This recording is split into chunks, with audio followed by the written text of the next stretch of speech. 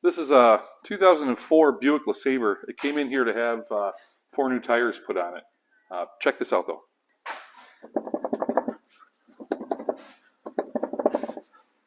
It's got a pretty badly worn out wheel bearing, so let's replace that too.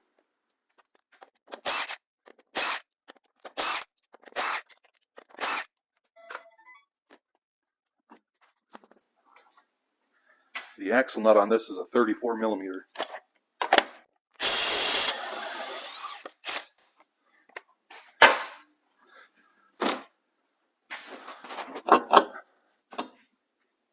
So we're not servicing the brakes at all, but we need to remove the caliper to get the rotor off to change the wheel bearing. We don't have to take the caliper off the bracket. We can take the whole bracket off as an assembly and hang it out of the way. To make it a little bit easier though, I'm going to use this tool right here, and I'm just going to compress the piston a little bit. I can get it on there.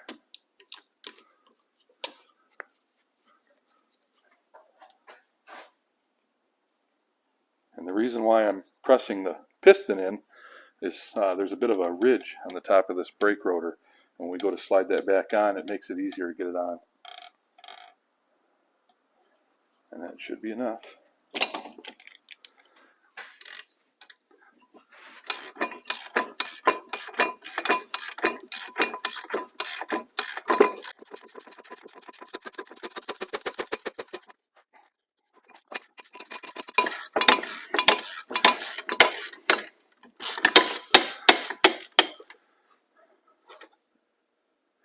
I could smell it. Red Loctite. Who in the world put red Loctite on these? You don't put red Loctite on those bolts. Half the cars that come in here have anti-seize on them. I wouldn't put anti-seize on them, but I certainly wouldn't put Loctite on them, let alone red Loctite.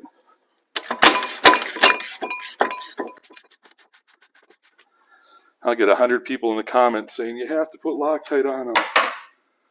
No, you don't.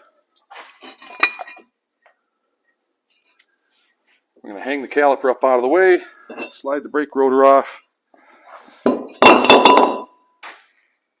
On the back side of the steering knuckle, there's 3 retainer bolts that hold the hub assembly into the steering knuckle. Here's one right here, there's one up there, and then there's one on the other side as well as the speed sensor wire. The heads of these bolts are all 13 millimeter. You can remove those bolts using a 5-inch extension with a 13 millimeter socket. The reason for the 5-inch extension is to get over the CV boot, over the axle. You can use a 3-inch extension right here to get this one out.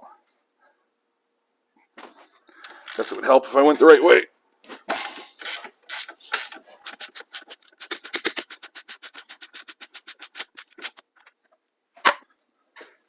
Sometimes it helps if you push the CV boot or the CV shaft back a little bit to create enough clearance to get that socket on.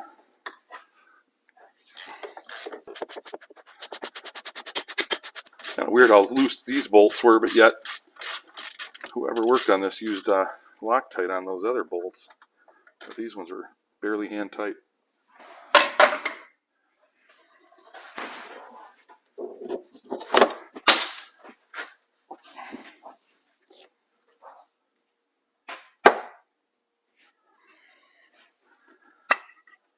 Unplug the electrical connector.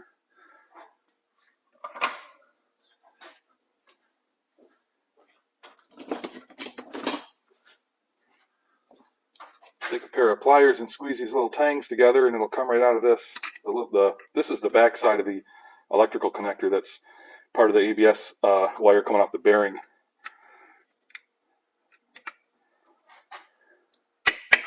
There. That way it'll slide out once we get that last bolt out.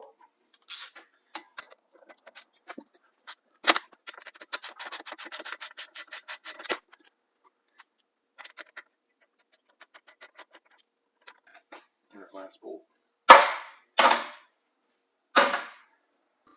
We'll give the bearing a little tappy tap here. It should pop right out of there. And it did.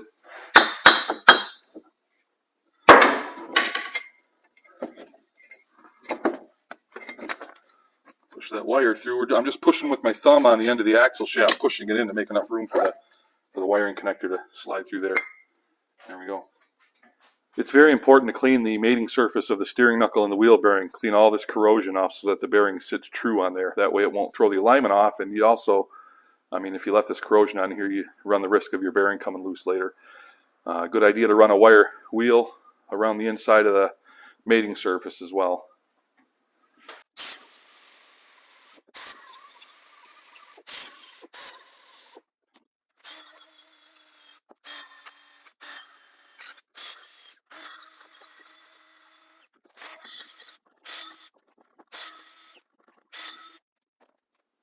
I took the new bearing and I applied some wheel bearing grease to the splines on the inside, as well as a nice coat of anti-seize or never seize around the outside.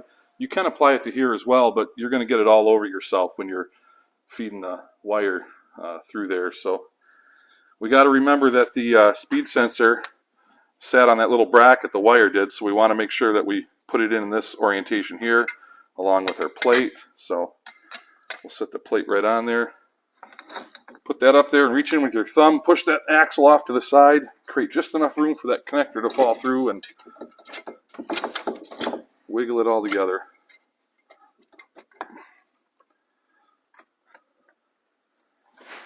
We'll just leave this up here loose for now. Now we just simply put the bolts back in, tighten everything up, put the axle nut on, torque it to spec, and we're golden.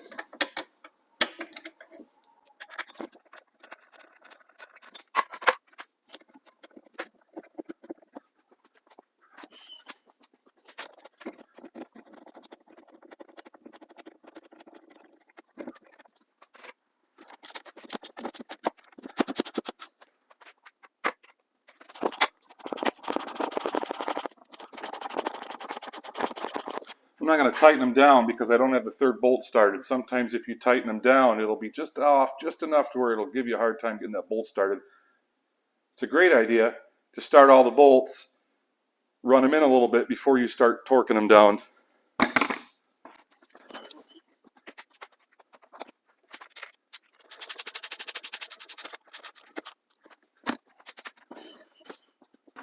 If you guys haven't figured it out, it's also a great idea to leave the steering wheel unlocked when doing this job. That way you can just, you know, use the other tire to give yourself a little leverage to turn this wheel back and forth.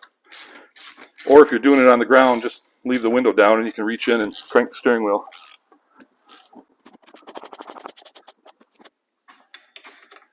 We'll put our axle nut on.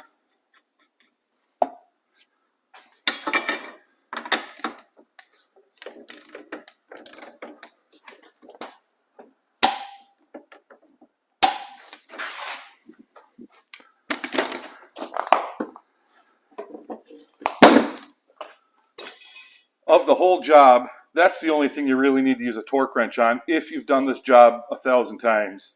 If it's your first time doing it, maybe use a torque wrench for everything. But honestly, this is the only thing that you can't leave too loose and you can't leave too tight. Everything else could be over tightened and you'd be absolutely fine. Of course, if you leave it loose, you're going to have problems. But always use a torque wrench on your axle nut.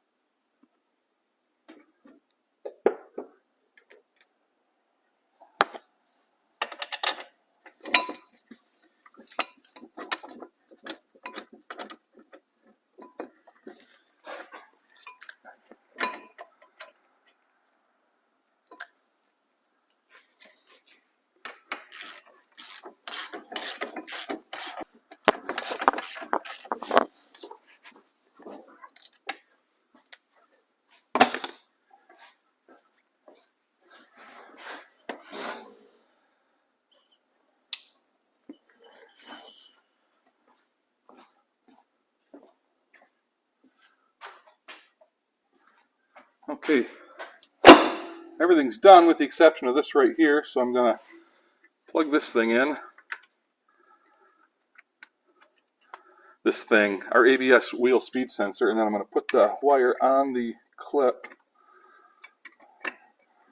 Make sure it's secured in place. You don't want that coming off, and that's a wrap. We'll probably throw some grease in that tie rod in while we got the tire off. I still got 4 tires to put on this car, but hey, if you made it this far, I appreciate you watching. Thanks.